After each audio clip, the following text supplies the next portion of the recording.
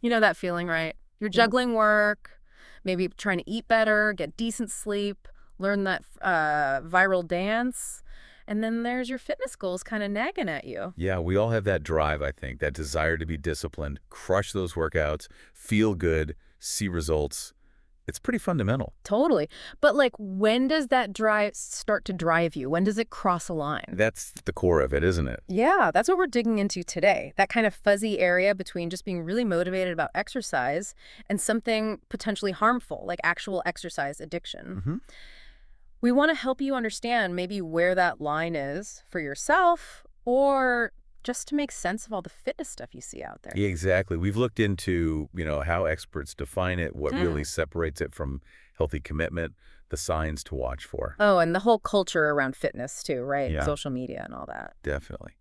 That's a big piece. We've kind of distilled the key insights from various sources, trying to keep it clear and practical. Okay, great. So let's jump in. This term exercise addiction, what are we actually talking about? Like in real terms? Well, fundamentally, it's about compulsion. It stops being just a choice or a strong habit and becomes this uh, overwhelming need to exercise. A need? Yeah, even when it starts causing negative consequences, physical harm, emotional distress, messing with your job or relationships, that negative impact is crucial. So it's not just loving fitness, because lots of people love working out. Right. It's different. Love for fitness doesn't usually involve pushing through a serious injury because the thought of missing a day causes like intense anxiety. Ah, okay. That anxiety and guilt. That's a big part of it. A very big part. Missing a workout isn't just disappointing. It can feel catastrophic, leading to significant guilt or panic. Mm. The compulsion overrides rational thought about injury or rest. Gotcha. So it's less about enjoyment and more about obligation or maybe fear. Precisely. It often feels like something you have to do, not necessarily something you want to do anymore, even if it started from a place of enjoyment. That makes sense. So, okay, how do you differentiate? If someone's really dedicated, trains hard, where's that line between commitment and obsession? It's a really important distinction. I think a key difference lies in flexibility. Flexibility, how so? Well, someone with healthy motivation, they can adapt. Life happens, right? Maybe they get sick, work runs late, friend needs help. Yeah, you might be annoyed you missed your run, but you adjust. It doesn't derail your entire day or mood. Exactly. You can reschedule, maybe do something shorter later, or just accept it's a rest day. With addiction, that flexibility is often gone. It's rigid. Very rigid. The workout schedule becomes paramount, often overriding really important things, work deadlines, family events, even sleep.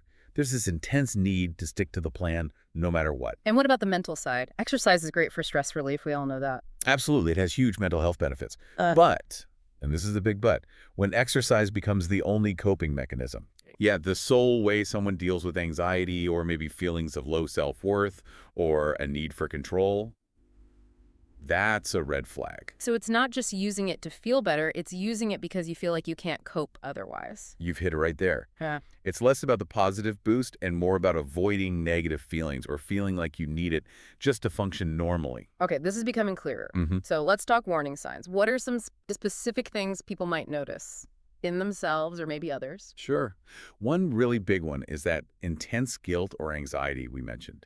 Feeling genuine panic if you can't work out, even if there's a totally valid reason, Yeah. like being properly sick. Right, that overwhelming feeling like, oh no, I'm losing everything. Exactly, but amplified, like disproportionately intense.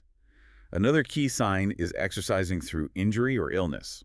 Not just a little soreness, but ignoring doctor's advice or clear physical signals to stop. Minimizing the pain, maybe? Yeah, or rationalizing it. It's not that bad, I'll just modify. Even modification isn't really appropriate. Yeah. Then there's neglecting other life areas.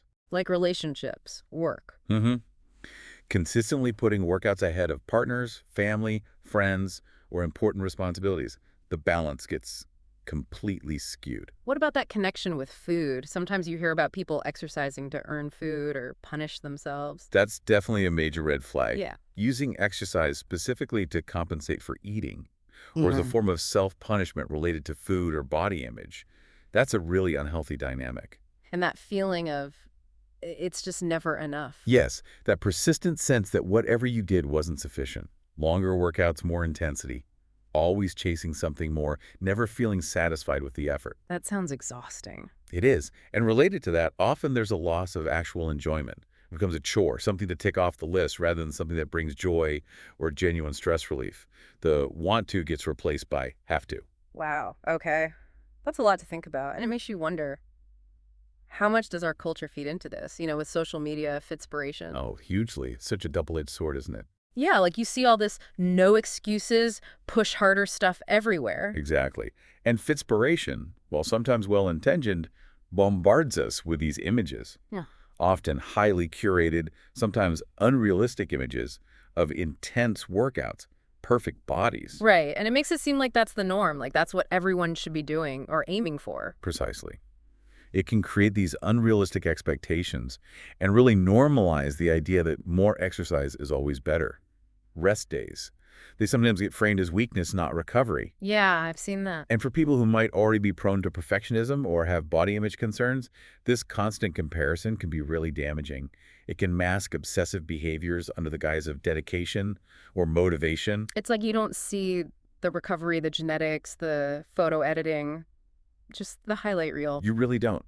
And it ignores the fact that what's healthy or sustainable for a professional athlete or fitness influencer isn't necessarily healthy or sustainable for someone with a demanding job and family life. That perspective is so important. So reminding ourselves about rest. Yes. Rest and recovery are not lazy. They are active parts of getting stronger and fitter. Your body needs that time to repair and adapt. Sometimes, choosing rest is the strong, disciplined choice. Okay, that's a much healthier way to think about it. So if someone wants to nurture that healthy motivation, what does that look like? What should they focus on? Healthy motivation tends to be rooted in balance. It allows for rest, it finds joy in movement, maybe incorporates variety. So not just grinding out the same punishing routine day after day. Ideally, no. And the goals are often broader than just appearance. Maybe it's about feeling energetic, managing stress effectively, improving health markers, or just the fun of learning a new skill or activity. It sounds like it comes back to the why. Absolutely. Taking an honest look at why you exercise. Is it coming from a place of self-care, enjoyment, wanting to feel good? Or is it driven more by fear of judgment, fear of weight gain, guilt? That requires some real self-reflection, doesn't it? It really does. Yeah. But understanding your true motivation is key. Ultimately, fitness should add to your life, make it bigger, better. Mm. It shouldn't shrink it or control it. Well said. So if someone's listening and maybe nodding along a bit too much, feeling a bit uncomfortable, Yeah. what's a good first step? A simple, but maybe quite telling question to ask yourself is this. How would I really feel if something unavoidable came up and I absolutely had to skip my planned workout today? You can be honest about the answer, not just, oh, I'd be bummed. Right. Be honest. Would it trigger real anxiety, intense guilt? Would it ruin your mood for the rest of the day?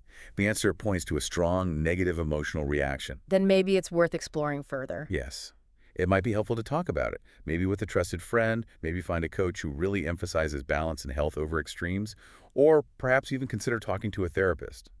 They can help unpack if there are deeper issues tangled up with the exercise. Because the goal is for that motivation to empower you, right? Not to trap you. Exactly. Movement should build you up, mentally and physically. It should be constructive. Makes sense. And, sometimes the strongest, healthiest thing you can possibly do Mm-hmm. is take that rest day.